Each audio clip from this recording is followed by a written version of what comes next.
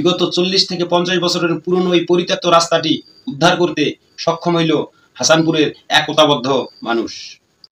বিগত 30 থেকে 40 বছরের পুরনো এই রাস্তাটি প্রায় লোকজনের চলাচল না থাকার কারণে রাস্তাটি প্রায় বদ্ধ হয়ে যাওয়ার পথে ছিল।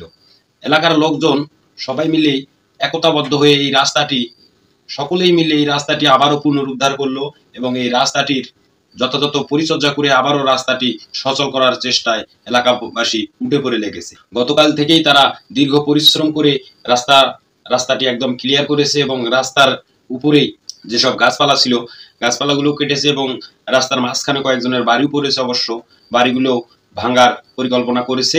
পরবর্তীতে বাড়ির মালিককে বলাতে বাড়ির মালিক বাড়ি সরানোর সময় চেয়েছেন এবং এলাকাবাসী অতি সুন্দরভাবে সেই সময়ের সাথে তাল মিলিয়ে তারা সকলেই মিলে রাজি হয়েছেন, তাদেরকে সময় দিয়েছেন তাদের ঘর বাড়ি জিনিসপত্র যেন সঠিক সময়ে তারা সরিয়ে নেয় এবং রাস্তাটা পুনরুদ্ধার করতে সাহায্য করে। আমি এই রাস্তাটা যখন পানি জলাবদ্ধতা হয়েছে তখন আমি চিন্তা করছি রেকর্ড বুঝত রাস্তা আমরা আজকে চলাফেরার অভাবে এটা সংস্করণের অভাবে রাস্তাটা পরিত্যক্ত হয়ে গেছে। তা আমি সর্বপ্রথমে উদ্যোগ নিয়েছি যে এই রাস্তাটা সংস্করণ কাজ করতে হবে। সেই জন্য আমরা জনগণ এলাকাবাসীকে হাসানপুর এলাকাবাসীকে একত্র করে সবাই একমত যে না আমাদের এই পরিত্যক্ত রাস্তা আমরা সংস্করণ করে তারপর এই রাস্তাটি চলাচলের ব্যবস্থা করব।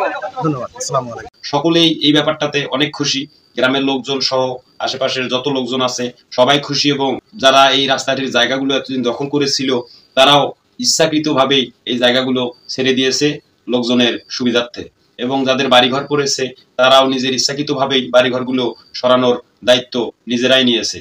এখানে আমাদের জয়নাল ভাই তার জমিতে কিছু পরিমাণ গাছ ছিল, সকলেই গাছগুলো কাটার জন্য বলার পর আমাদের জয়নাল ভাই নিজেই সর্বপ্রথম গাছ কাটা শুরু করে তার নিজের জায়গায়। কি উদার মনের মানুষ একজন জয়নাল ভাই।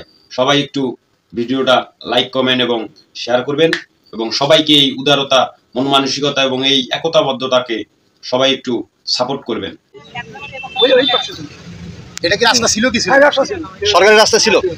তো এখন যে এখনকার যে যুবকরা রাস্তা যে বের করলো তাতে আপনি কি মনে করেন? এটা কাজটা ভালো হয়েছে?